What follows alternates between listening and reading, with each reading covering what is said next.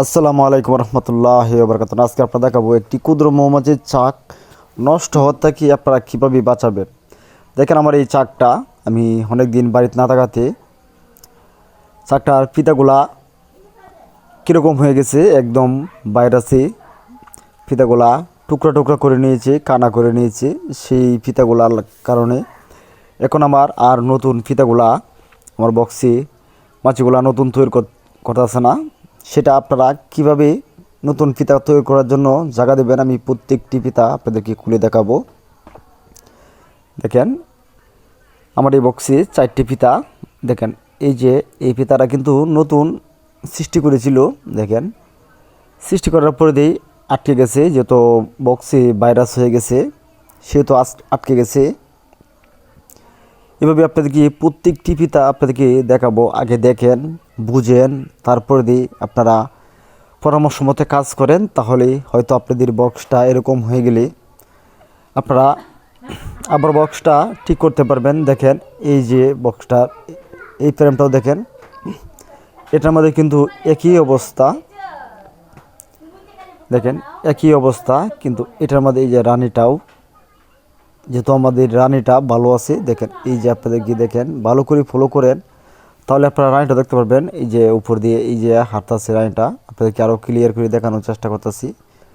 আসলে এটা দুপুরে রোদের মধ্যে আমি একা আসছি, তবে চাকটার মাছির আনাগোনা কম দেখে আমি বক্সটা খুললাম যে দেখি কী অবস্থা, কেন আমার বক্সে মাছির আনাগোনা কম সেটা দেখার জন্য বক্সটি যখন আমি খুললাম দেখলাম যে আমাদের এই বক্সের এই পরিচিতি।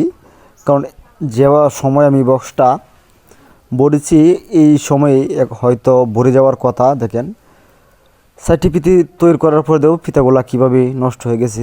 এখন আপনারা এরকম যদি হয়ে যায়, আপনারা বক্সের কি কাজ করবেন, কি কাজ করলে পরে দিয়ে আপনাদের বক্সটা আবার স্বয়ংসম্পূর্ণভাবে কাজ করা শুরু করবে মাছি এবং নতুন ফিতা তৈরি করবে, সেটা আপনাদেরকে অবশ্যই দেখাবো। আমি আবারও দেখাচ্ছি যে আপনারা দেখেন বক্সের ভিতরের অবস্থাটা আপনাদেরকে আগে দেখিয়ে নেই যে এই অবস্থা আপনারা কি করতে পারবেন। কারণ ভিতরে বক্সের অবস্থাটাও বেশি ভালো না, খারাপ হয়ে গেছে, একদম ভিতরে ময়লা জমে গেছে। সেটা আপনাদেরকে দেখানোর চেষ্টা করতেছি। দেখেন যেহেতু আমি আজকে একা আসছি ভিডিও করার জন্য, সেজন্য আপনাদেরকে চেহারাটাও দেখাইতে পারতেছি না এবং ভালো করে ক্লিয়ার করে দেখাতে পারতেছি না। এই দেখেন আপনারা অবশ্যই দেখতে পাচ্ছেন একদম ভরপুর হয়ে গেছে আমাদের বক্সটা। সেটা আমি আপনাদেরকে বের করে হাত দিয়ে বের করে দেখাবো। দেখেন এই যে আমার বাড়িতে না থাকার কারণে দেখেন আমার এই স্ট্যান্ডে পানিও নাই এবং স্ট্যান্ডের গুড়ির অবস্থাটা আপনারা দেখতে পাচ্ছেন। তে আপনারা এভাবে স্ট্যান্ড করে রাখতে পারেন, যদি পানি কোনো সময় না থাকে তাহলেও কোনো সমস্যা হবে না। পিঁপড়া তো সহজেই আপনাদের এই স্ট্যান্ডে উঠতে পারবে না, সেজন্য এভাবে একটা স্ট্যান্ড করে নেবেন। সেটা তো আপনারা অবশ্যই বুঝতেই পারেন যে এই স্ট্যান্ডগুলো আমরা কীভাবে করি। এটা তলে সিমেন্ট দিয়ে বালু দিয়ে তৈরি করি এবং আপনারা দেখতে পাচ্ছেন এটা 5 লিটার তেলের বোতল, সেটা দিয়ে আমি স্ট্যান্ডটা তৈরি করছি। সেটা একদম সহজ এবং আপনারাও এভাবে করে দেখেন। এই যে আমাদের আরও বক্স আছে, আপনাদেরকে দেখানোর চেষ্টা করতেছি।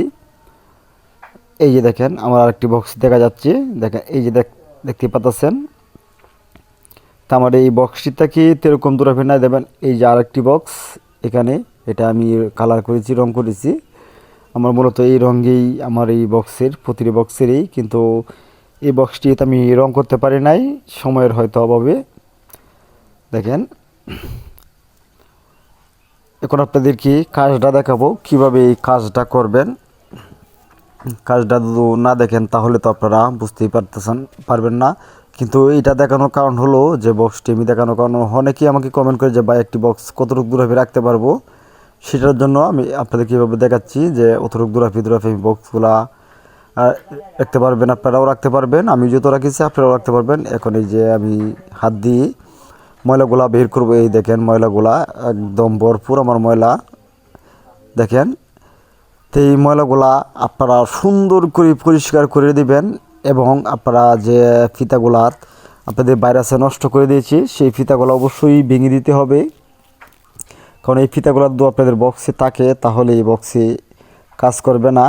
যেহেতু আমি একা, সেজন্য আপনাদেরকে এই ফিতাগুলা ভাঙাটা দেখাইতে পারলাম না, কিন্তু কিছু সংখ্যা আপনাদেরকে দেখালাম। দেখেন এই যে ময়লাগুলা আমি একদম সুন্দর করে পরিষ্কার করে দিব। তারপর এভাবেই করে দিবেন, তাহলে আপনাদের বক্সটা আবার দেখবেন কিছুদিনের ভিতরেই আবার ফিতা তৈরি করবে, আবার মাছি সঠিকভাবে কাজ করা শুরু করবে।